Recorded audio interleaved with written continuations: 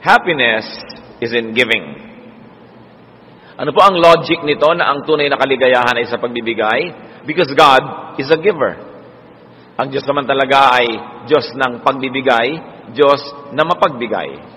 Sa simula pa lamang, Genesis 1:29, God said, "See, I have given you every plant yielding seed that is upon the face of all the earth,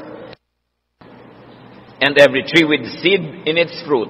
You shall have them for food." Ang isa sa mga kauna-unahang ginawa ng Diyos sa tao, binigyan niya ng pagkain at ibinigay niya ang lahat ng pwedeng kainin ng mga halaman, mga prutas, at nang sa ganon, ang tao ay huwag magugutom. At hindi lang para sa buhay na pisikal ang ibinibigay ng Diyos, ganon din sa buhay na espiritual. John 3:16, "For God so loved the world that He gave His only Son, so that everyone who believes in Him may not perish, but have eternal life." So God is concerned about our earthly life and our eternal life, and God had given us all things necessary, including His Son Jesus, to give us life and a meaningful life. Ecclesiastes 6:2, "God gives wealth, possessions, and honor, so that they lack nothing of all that they desire." So ibinibigay ng Diyos hindi lang yung basic necessities, maging kayamanan, maging mga ari-arian, maging karangalan, napakataas na level ng need, ay ibinibigay pa rin ng Panginoon at sa Kanya nang gagaling.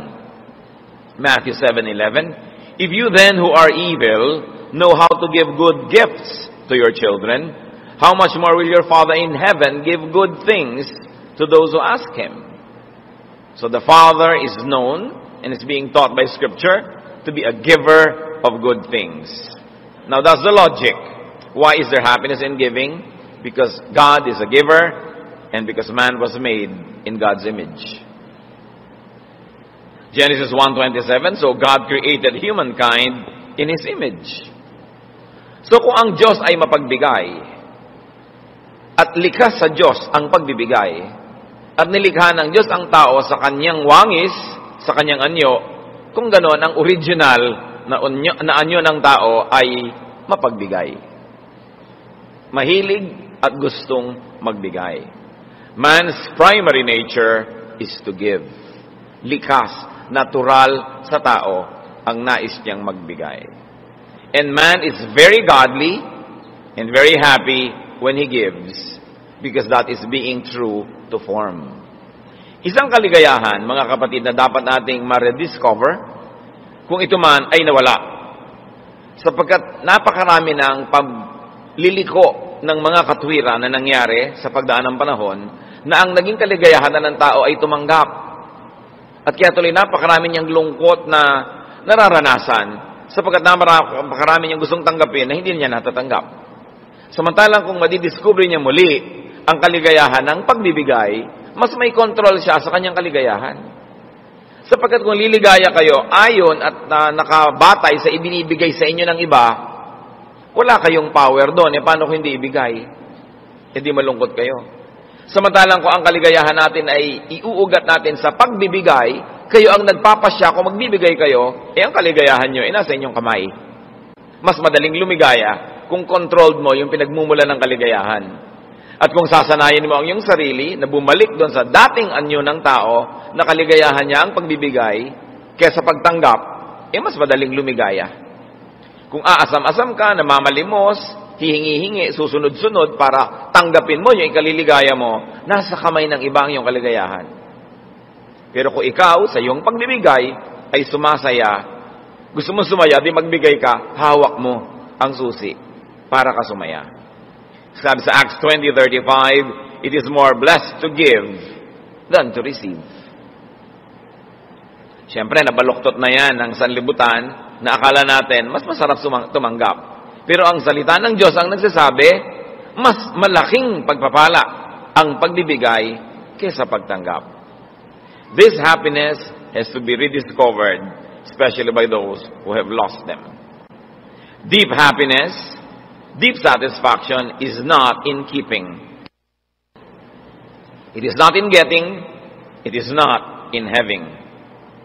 Hindi diyan sa paghahanap, sa pagkuha, at sa pag-maintain ng mga bagay na gusto natin, hindi dyan nakasalalay ang tunay na kasiyahan. Ito ay sa pagpapakawala, sa pagbibigay, sa pagre-release ng mabubuting bagay from you to another person. Proverbs 11:26, the people curse those who hold back grain, but a blessing is on the head of those who sell it. Ang konteksto nito ay kung merong taggutom, yun daw maraming mga pagkain na hindi nagbebenta sa mga taong nangangailangan bumili nito, yan daw mga yan ay isinusumpa ng tao. Pero may pagpapala dun sa nagbibigay, nagbebenta sa panahon ng kasalatan. In other words, they share. At yun pong may mga tao na may masamang iniisip laban sa atin, may sama ng loob, may galit, people who curse us.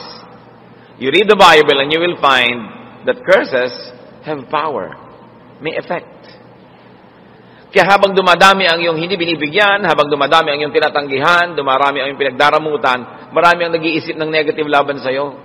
At yung pag-iisip na yon nangyayari sa spiritual realm, doon sa hindi physical. And because you also have a spirit, and these people have their own spirits, when their spirits curse your spirit in the spiritual world, you get affected. Mahirap ipaliwanag, pero nangyayari.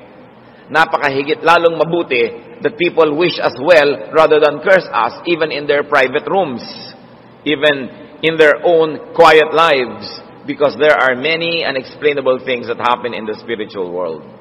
That's why those who give, tumatanggap sila ng pasalamat, papuri ng iba, nadidinig man ang tenga nila o hindi, tumatalab din sa kanilang buhay yung ganong mga bagay.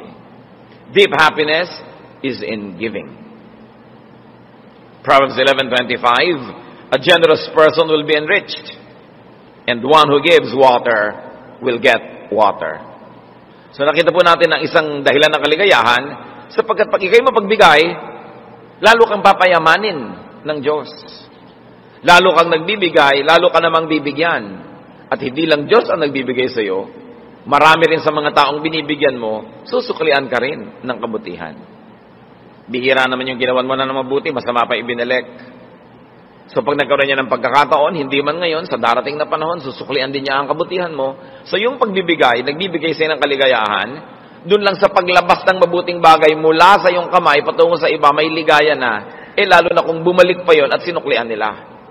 Isang napakahalagang bagay na dapat nating unawain kung gusto nating mas sumaya ang ating buhay. Letting go, giving, is pleasurable. Look at bodily functions. Halos lahat ng ginagawa ng ating katawan na pagbibigay, paglalabas ng mga nandun sa loob, ay masarap, masaya, at malusog. Pinawisan ka, lumabas yung pawis mo, ang ganda ng feeling. Lumulusog ka. When you defecate, when you urinate, pleasurable. Subukan mong pigilin yan at huwag mong palabasin kung hindi nalason ka. And many people are actually being poisoned by keeping toxic things inside of them instead of giving it. At alam niyo mga kapatid, ang isa sa mga nakakalason pagka hindi mo ibinigay, kinimkim mo lang, sinarili, kahit pag-ibig. Mga pag-ibig na hindi maibulala, sabi nga nila, nagiging tagyawat. Mga pagmamahal na hindi mo ipinapahayag, pinipigil-pigil mo lang, nagkakasakit ka. Hindi ka mapakali, balisa ka, mahirap. Kaya dapat talaga yung ganitong mga bagay, ibinibigay. We are made poor by what we keep, made rich by what we give away. In stretching it, we are made sad by what we keep, and happy by what we give away. Yun ang likas ng tao. Kung napapansin niyo na may mga taong lalo nila ikaliligayang magmaramot, magsarili, mangamkam, at huwag magbigay, that is the distorted image of man. That is not the original image of man made after the very personality of God. At makikita natin na yung mga mararamot, nagkakaroon man ng kasiyahan sa pagdaramot nila, sa kanilang pangangamkam, pero hindi rin talaga tunay na maligaya. At sila'y sinusundan-sundan ng mga kakambal nilang problema, mga kakambal nilang pag-aalala, pag-iisip, pagkabalisa, dahil yung bagay na dapat ipinamimigay para maging bulaklak, iniingatan nila, nagiging sugat tuloy sa kanilang puso. Now, why does giving bring happiness? Because when we give, God is pleased. As we have already mentioned, God is a giver. So when we give, God is pleased. Pag natutuwa sa'yo ang Diyos, alam nga namang hindi ka sumaya.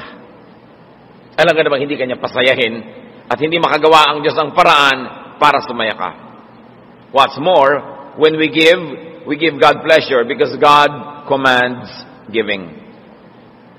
Proverbs 3:27, do not withhold good from those to whom it is due when it is in your power to do it. Isa sa mga karunungan na itinuturo sa atin ng kawikaan, huwag mong ipagkait ang anumang magandang bagay, lalong-lalo dun sa mga karapat-dapat na tumanggap nito. Pag ipinagkait mo yan, meron niyang kalungkutan na bibigay sa'yo kahit hindi mo napapansin na dun pala nagmumula ang kalungkutan. Pag merong bagay na dapat mong pakawalan at ibigay sa iba, at buong katigasan ng ulo mong hinawakan at sinarili, magiging kalawang sa iyong sariling bakal. Magiging lason sa iyong espiritu sa halip na naging pagkain ng espiritu ng iba. Parang yung manna that was being given by God from heaven.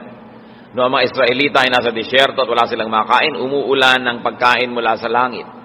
At ibinili na sa kanila, kunin mo lang yung kailangan mo. Bukas uulan uli niyan.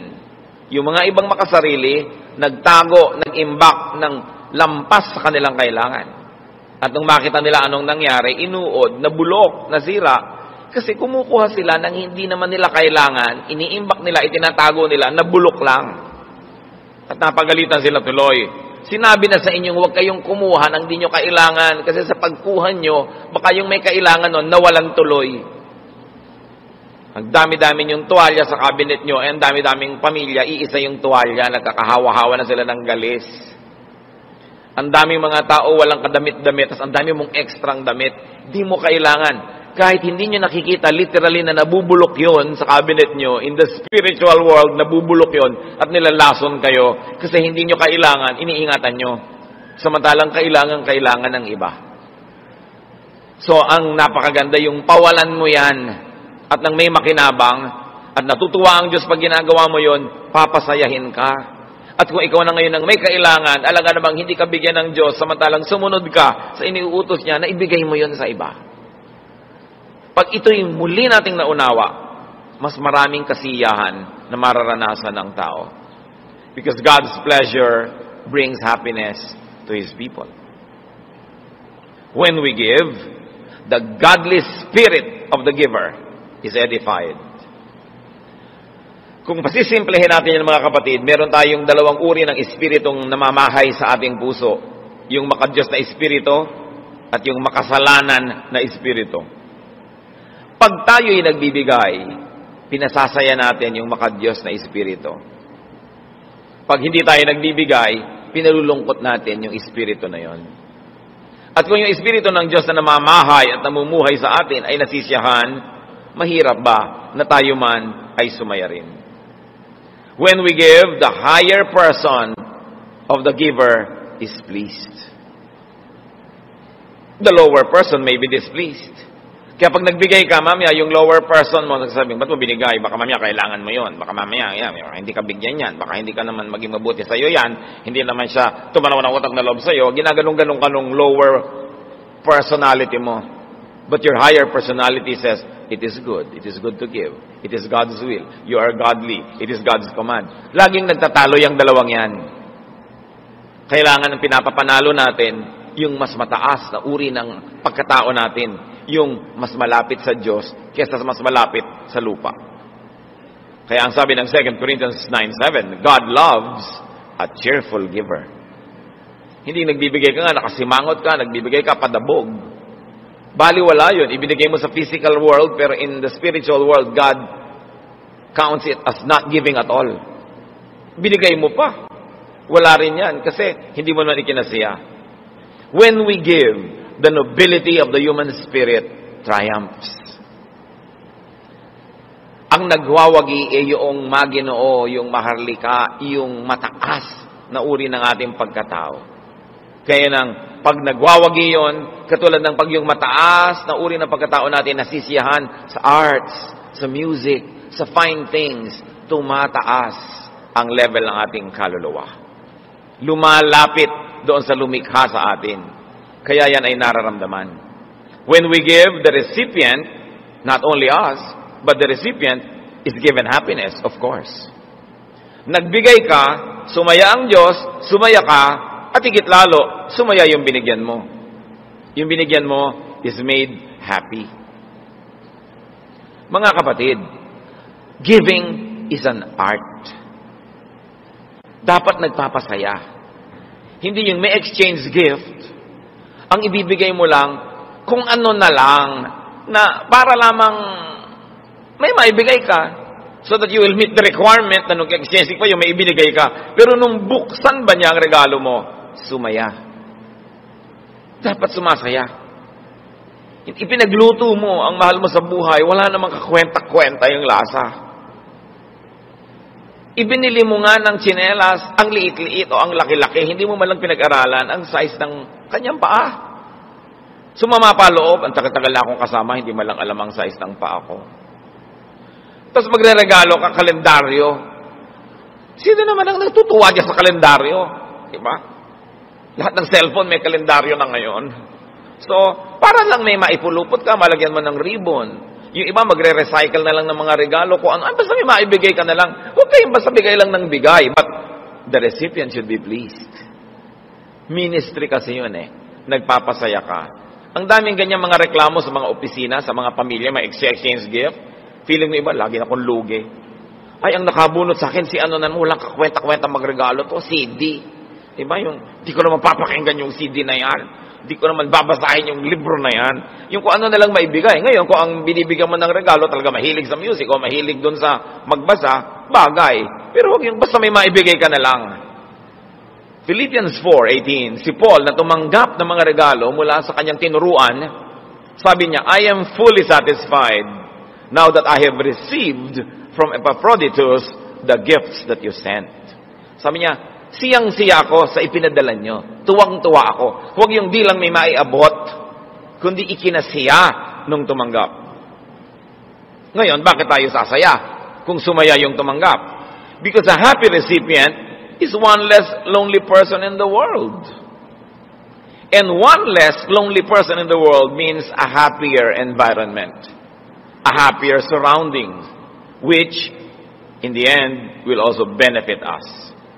And what's more, a happy recipient is one more potential giver of happiness to you and to others. Pag nagpasaya ka ng isang tao, nabawasan ang napakaraming milyon-milyong malulungkot. At kung bawat isa sa atin ay nagpapasaya ng kapwa, mauubos yung kalungkutan at yung buong paligid natin, aangat ang lambong at dilim, sasaya ang lahat, madadamay ka na rin kahit sila lang yung masaya at hindi naman ikaw, dahil sa saya nila, madadamay ka na rin. Pero ang lungkot ng iba, madadamay ka rin yan kasi hawa-hawa ang mga bagay na yan. The very nature of happiness is in sharing. And isang paalala, recipients are to give back. Pag nakatanggap kayo, sumaya kayo, pasayahin nyo rin yung nagbigay.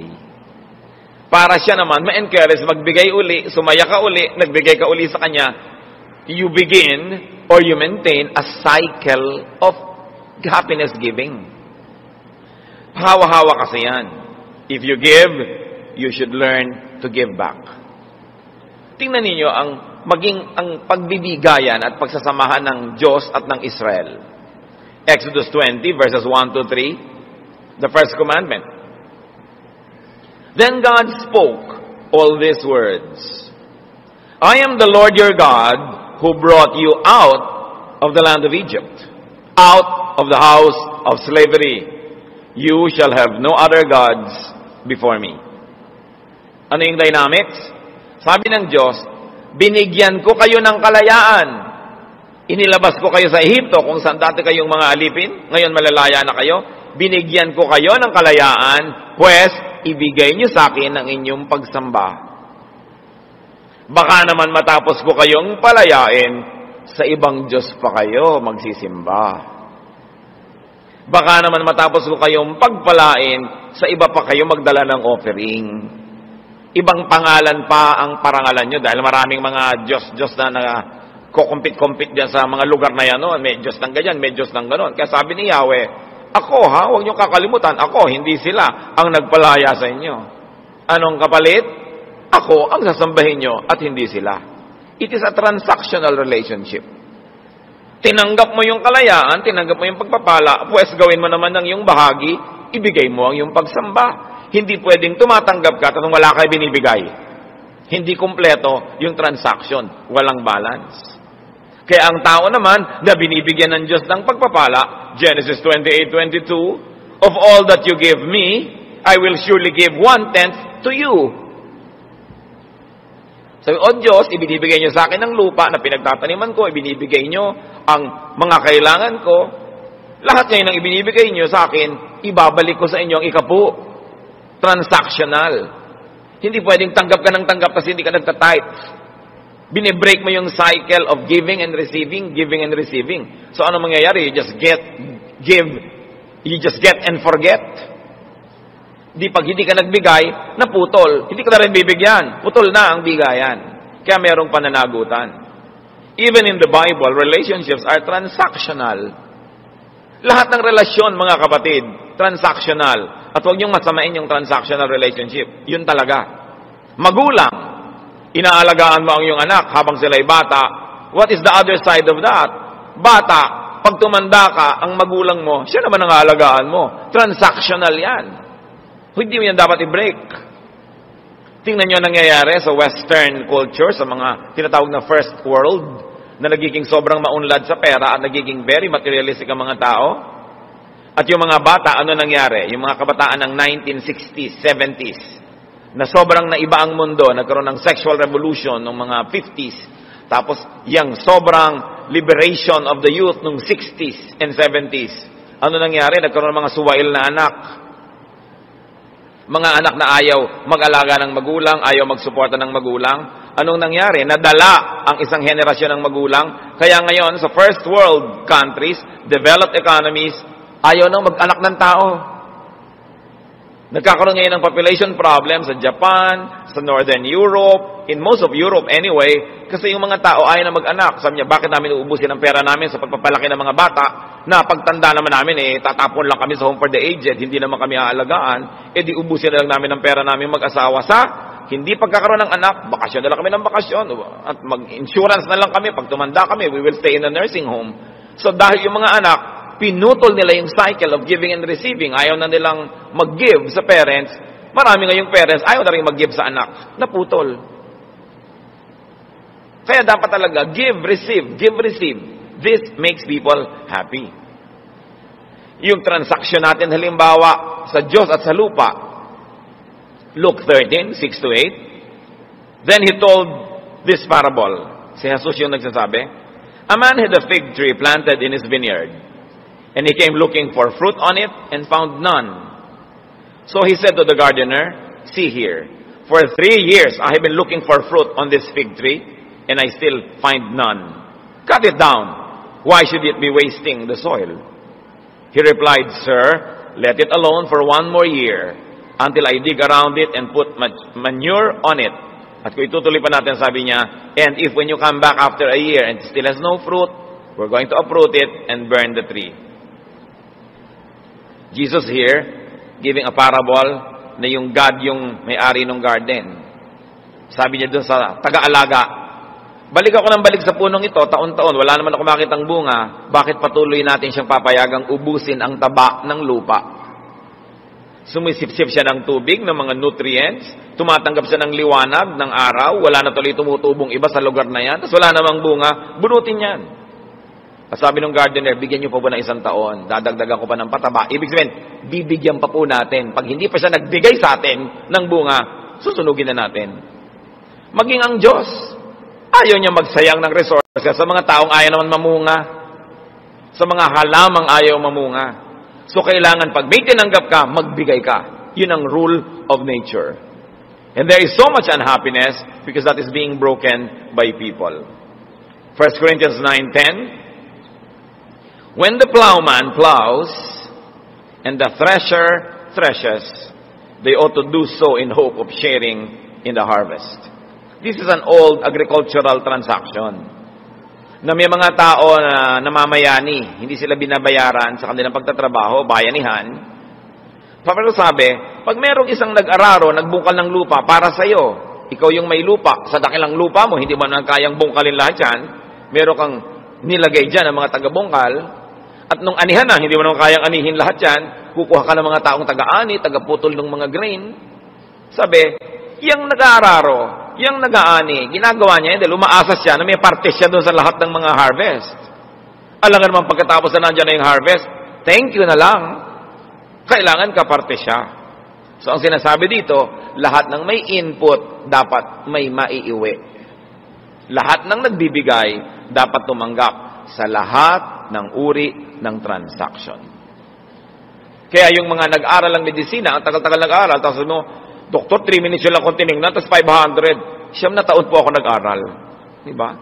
Bakit mo sinusukat doon sa akin pagpitik-pitik sa likod mo? Bago ka natutunan pitikin yan, 9 na taon. Alam nga namang nag-aral siya, ayaw mo naman siyang pakitain man lang. Lalong-lalo yung mga kamag-anak ng mga doktor, kilala lahat. Ay, si ano, pinsan ng kapatid, ng kamag-anak, ng bayaw, ng ating kapitbahay. Therefore, pupunta ka doon, magpapagamot kang libre. Ang tanong, tumulong ka ba, magmatrikula yan? Mga kamag-anak, kung hindi kayo nag-contribute sa pagmamatrikula ng mga kamag-anak yung naging doktor, huwag kayong mag-expect ng libreng pagpapatingin. Di naman kayo nag-contribute, aani kayo, ang salagay. Ganyan lahat ng mga profesyon. Ang hirap-hirap kuminsan na mag-practice ang profesyon dito sa ating bayan. Lahat na lang ng kalayo-layuan mo kamag-anak, nag-expect ng libre. Samantalang hindi naman sila tumulong nung ikaw itong nag-aaral. Hindi yun ang cycle of giving. Ngayon, kung yung tao gusto magbigay sa iyo, mag-volunteer ng free services, okay. Pero huwag niyong pilitin. Wala kayong tanim, huwag kayong umasang umani. Pero baligtarin natin, lahat ng may itinatanim sa atin, dapat nating paanihin. That is the godly way. Now, how do you produce and promote happiness? By giving.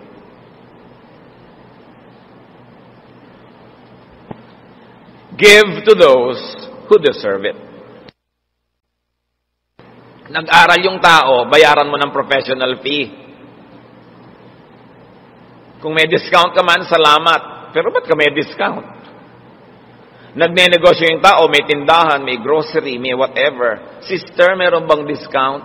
Bakit ka humihingi ng discount? Ayaw mo siyang tumubo? Patayin mo na lang. Saksakin mo, lasunin mo. Total, gusto mong patayin eh. Di ba? Yung gusto mo siyang ma-deprive ng income, ayaw mo siyang kumain, ayaw mo siyang magkapera, pinapatay mo na siya nun. Indirectly lang. Don't expect discounts. When they give it to you, salamat. When they keep giving it to you, start refusing. Dahil hindi ka naman karapat-dapat tumanggap nun eh. Bakit? Liba na lang talagang buong puso, taos puso, at ikinagagalak niyang bigyan ka. Give to those who deserve it. Proverbs 3:27, as we have already read, do not withhold good from those to whom it is due when it is in your power to do it. Ano pa yung mga dapat ibibigay sa dapat tumanggap? Wages, gifts, gratitude, reciprocation. Pag may ginagawa sa iyong mabuti, dapat mo suklian ng mabuti. Kindness. Mabuti pa si Karl Marx, sabi niya, from each according to ability, to each according to need. Ano ba yung kaya mo? Ano ba yung kailangan niya? Kaya mo, kailangan niya, ibigay mo. Yun ang sinasabi dito. So ang tanong mga kapatid, who deserves your giving? Your gift? Your payment? Baka naman napapabayaan natin. Paalala, baka merong marapat tumanggap ng inyong pagtingin, ng inyong pagmamahal, ng inyong pagtulong, ng inyong pagsuporta, tapos napapabayaan nyo. Kahit hindi nyo alam, napapalungkot kayo nun. Kasi umiiral yung batas ng kalikasan, inaani mo ang itinatanim mo. At kung itinatanim mong ganyan, ingratitude, sa palagay mo, happiness will come to you. So give to those who have given and who continuously give to you. Huwag tayong masanay na laging nasa receiving end. Yung mga estero, kaya mabaho, they always receive, but they do not give. Barado. Yung mga constipated, you receive and receive. You do not give. What happens? You become unhealthy. So dapat, yung lahat ng nagbibigay sa atin, bigyan din natin. Proverbs 19:6, many seek the favor of the generous, and everyone is a friend to a giver of gifts. Pero, let's be real friends to the giver of gifts by giving back. Give to those who give not only to you, but also to others. Pag may nakita kayong taong mapagbigay sa iba, bigyan nyo siya kahit hindi kayo yung binibigyan. Para patuloy siyang may maibigay sa iba. Pag may nakikita kayong mga NGOs, institutions, churches, that really give to others, support those institutions so that they can continue doing good. Because people and institutions who give to others deserve and need your gift, your support, and encouragement. Why? Because they make the world a better place. They make people's lives better. And when people's lives are better, your life will be better too. Para tayong mga bola sa billiard table, nagbabangga-banggaan. Ang pupuntahan mong ganon, hindi lang dahil gusto mo, dahil nabangga ka ng iba, napapunta ka tuloy doon, nabangga ka ng iba, napapunta ka tuloy dito. Nagbabangga-banggaan tayo. At kung ang mga bola na bumabangga-bangga sa inyo yung marurumi, dudumi rin kayo. Kung sila yung mabango, babango rin kayo. So habang pinaparami natin ng masaya sa mundo, sasaya rin tayo. Dahil sila man, directly or indirectly, will make us happy. So nagdadamayan ang mga tao, nagtutulungan. Philippians 4:14 and 19. In any case, it was kind of you to share my distress. And my God will fully satisfy every need of yours according to His riches in glory in Christ Jesus. Si Pablo, he was giving to people. He was giving his time. He was giving his talent. He was giving his ministration, his prayer, his advice, his teaching, his preaching.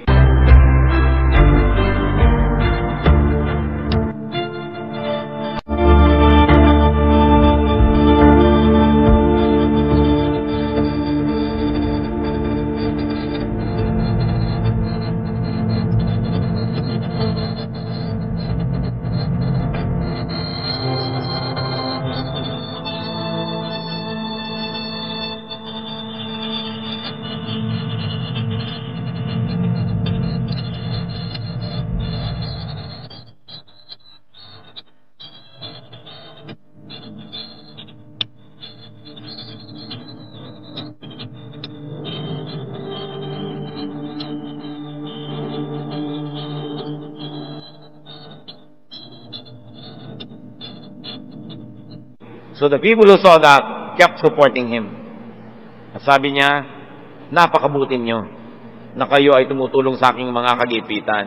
At ang Diyos na nakakaalam niyan, ang siyang magsusukli sa inyo.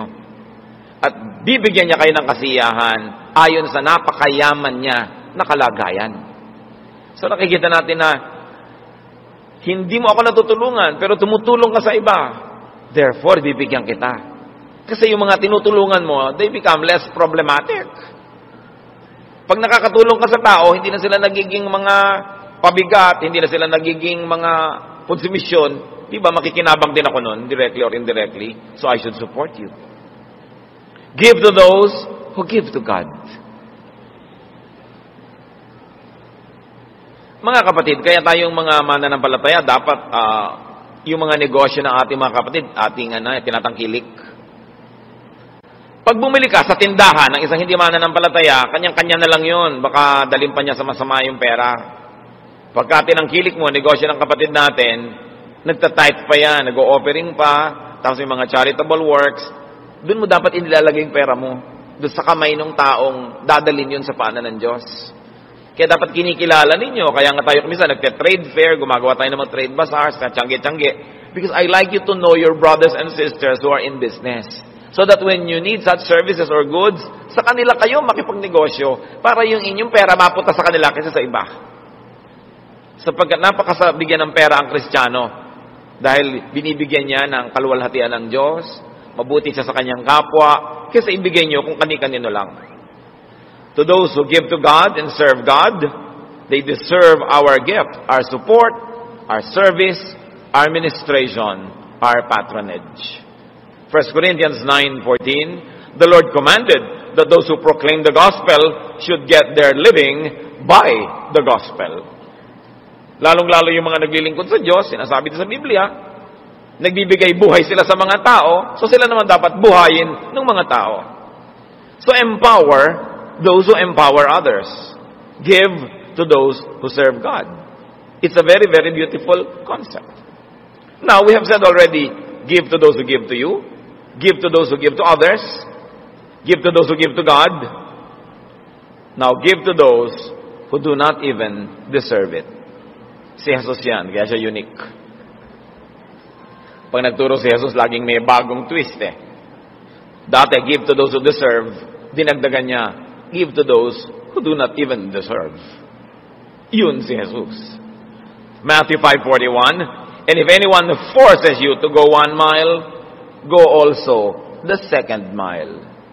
Sabi ni Jesus, may nagpapasama sa inyo ng 1 mile, samahan niyo pa ng 2.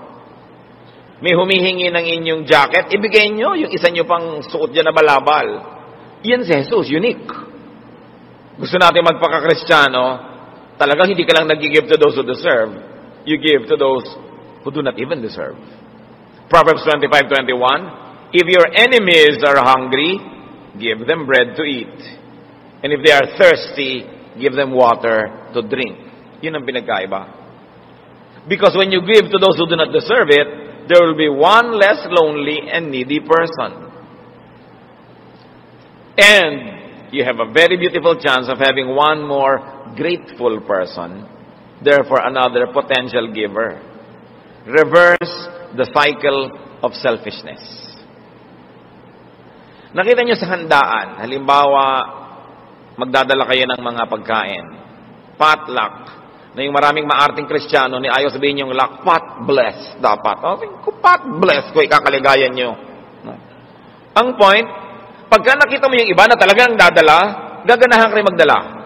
Pero pag nakita mo yung iba, kung minsan naman kami nag-potluck, ang konti nung dala nung iba, ang dami kong dala, nalugi yata ako, next time, alam ko na, kukuntian ko rin yung dala ko. Ngayon, pagka hindi pa natatapos ang handaan, yung iba nagbabalot na ng iuwi, ikaw hindi nagbalot, lahat sila may uwi, ikaw wala, so next time, uunahan ko sila magbalot. Nakikita nyo yung cycle. Pag may mga taong nang encourage ng positive cycle by giving, the others give also. Pag may nagpasimula nung cycle of selfishness na hindi nagbigay, kumuha pa, yung iba, next time yun din ang gagawin. Hanggang mamaya, naghahandaan kayo, paubos ng paubos yung handa. Imbes parami ng parami. So mga kapatid, we are salt of the earth, light of the world. Dapat lagi nating i-reverse. Pag nakakita ng karamutan sa ating family, ano ba naman yung mga family reunion na lang, ako na lang lagi nagdadala, huwag kayong manghinawa na magdala dahil may mga mabubuting loob din doon na may encourage. Next time, magdadala na rin sila. At huwag na huwag tayo yung nagtuturo sa iba na maging wais, na dahil ginawa mo yon, kumuha ka ng kumuha. Yung dating hindi kumukuha na rin. Kasi nahawa sa'yo. We can begin a cycle of goodness. We can break a cycle of badness if we like. Saan tayo maglilingkod? Natural, tayong mga anak ng Diyos, yung mabuti ang papairali natin. Christianity is giving. Non-giving, refusal to give, displeases God and grieves the Spirit. Ephesians 4:30, do not grieve the Holy Spirit of God. Napapalungkot pala natin ang Diyos. Pero ang maganda doon, pwede rin natin pasayahin. So, pasayahin na lang natin siya. Si David, nung humingi siya ng pagkain kay Nabal, siya ay tinanggihan. Samantalang dapat naman siyang bigyan. 1 Samuel 25:37-38. In the morning, when the wine had gone out of Nabal, his wife told him these things. And his heart died within him. He became like a stone. About 10 days later, the Lord struck Nabal and he died. Itong mayaman na tao na ito, dapat magbigay kay David at sa pangkat ni David ng pagkain dahil meron siyang piyesta at sa haba ng panahon, hindi naman sila minolestya, ginalaw, ninakawan ng grupo ni David who controlled the countryside. Humingi sa kanya ng pagkain dahil pista naman, hindi siya nagbigay. Binalak ni David na salakayin ang kanyang tahanan at patayin lahat ng lalaki doon, pero napigil ni Abigail, yung asawa ni Nabal. Dahil si Abigail, nagbigay kay David, huwag mo na kaming patayin, bibigyan na lang kita. Sorry, ako may kasalanan yan. Ako dapat ang nagpabigay sa'yo kasi ako ang woman of the house. Inako nitong si Abigail ang kasalanan. So, hindi natuloy na imasakar ni David yung buong sambahayan ni Nabal. Yung Nabal, lasing na lasing, hindi niya alam na he could have died that night. Nung hindi na siya lasing kinabukasan, nung sinabi ng kanyang asawa, alam mo, muntik na tayong patayin lahat dito. Kasi ikaw, hindi ka nagbigay kay David eh. Nung nalaman ni Nabal, ano nangyari? Na-paralyze siya, bigla. At matapos ang 10 araw, sabi ng Biblia, the Lord struck him. Pinatay siya bigla ng Diyos. No? Hindi kasi siya nagbigay, dapat siya nagbigay. Hindi man tayo napaparalyze physically, mga kapatid. Hindi man tayo namamatay physically. Pag hindi tayo nagbibigay sa dapat nating bigyan, God strikes us. And there's a certain part of us that gets paralyzed. There's a certain part of us that dies. And if we are so spiritually blind, we are not even aware of it. And we go on in life wondering why we are not happy, why we are not prosperous, why we are miserable.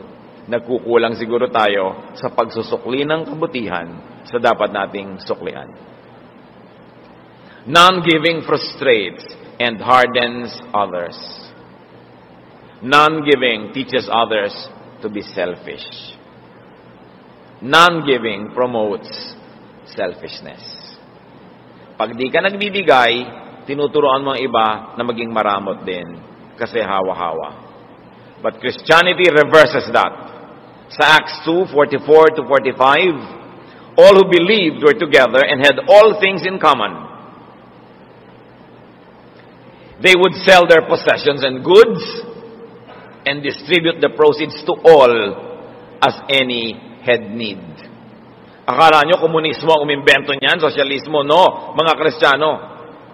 Pinagsama-sama nila ang mga ari-arian, yung mga mayayaman, nagbebenta pa ng mga lupa pag may nangangailangang kapatid. Pero siyempre, yung mga nakakatanggap noon, nagbibigay din ng iba namang pagmamahal at pagtulong dun sa mga may kaya. Iba naman ang kailangan nun siguro. Kasi kung yung mga binibigyan mo, hindi rin nagsusukli, sooner or later, mamamatay na rin yung espiritu na yon ng pagbibigay. Kaya kailangan laging binubuhay yon. Pag binigyan ka, bigay ka rin. Para hindi siya mawala ng gana. Napaka-importante sa mga pamilya, lalo kayo mga panganay, magbigay kayo ng mabuti sa inyong mga kapatid, promote a culture of giving. Kasi kadalasan pag ating mga ate, kuya, mararamot, yung mga younger children, nagiging maramot din kasi lumaki sila sa ganong atmosphere.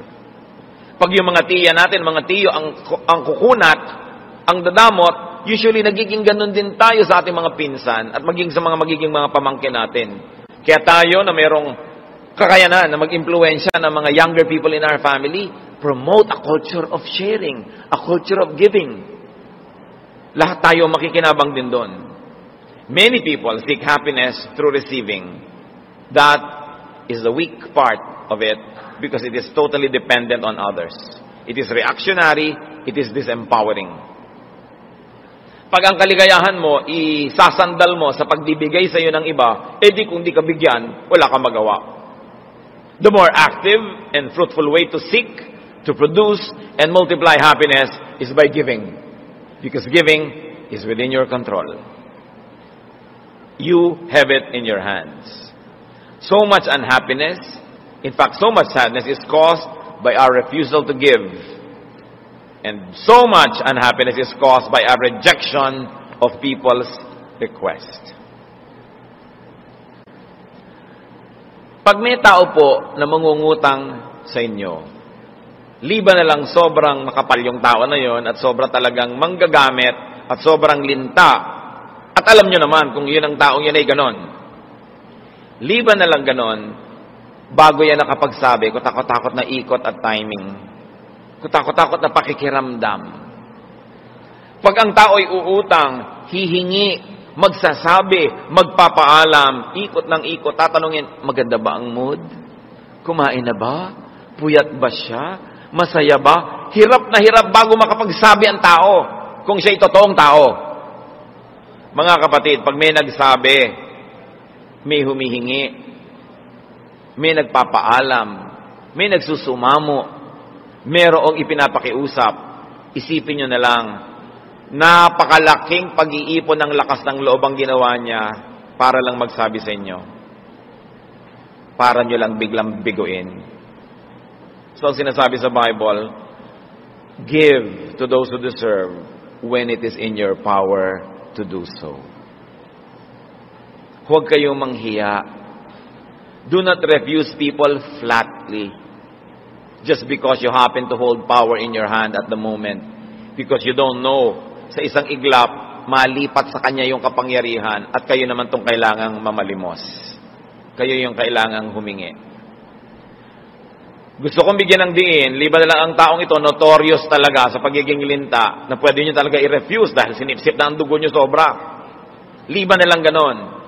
Kung kaya nyo, mga kapatid, huwag kayong tumanggi. Mahirap yung nakakasugat tayo ng damdamin, nakakasakit tayo ng kalooban. At yung taong tunay na tao, yung taong may hiya, yung taong may paggalang din naman pagtingin sa sarili niya, sobrang pagpapakababa ang kailangan niyang gawin para siya manghingi. The least we can do as humans is to respect the basic dignity of the one asking and give when it is in your power to do so. Kasi pag tumanggi kayo, hindi nyo lang tinanggihan, halimbawa, nabigyan siya ng kung ano, may iba pang kahulugan yun. Babasahin niya yon na pagtanggi sa kanyang buong pagkatao. Hindi naman ma-isolate ng tao yun na ang tinanggihan lang niya yung request ko. Ang iisipin niya, hindi niya ako mahal. Wala siyang paggalang sa akin. Wala siyang pagtingin. Lalaki yung sama ng loob. At pag sumama ang loob sa'yo ng isang tao, lalo't ikaw yung may kasalanan, may talab sa'yo yun. May balik. Proverbs 11:17, those who are kind, reward themselves. Yun daw mabuti ang talagang binibigyan nila ng gantimpala, sarili din nila. Una, dahil sumaya sila sa pagbibigay.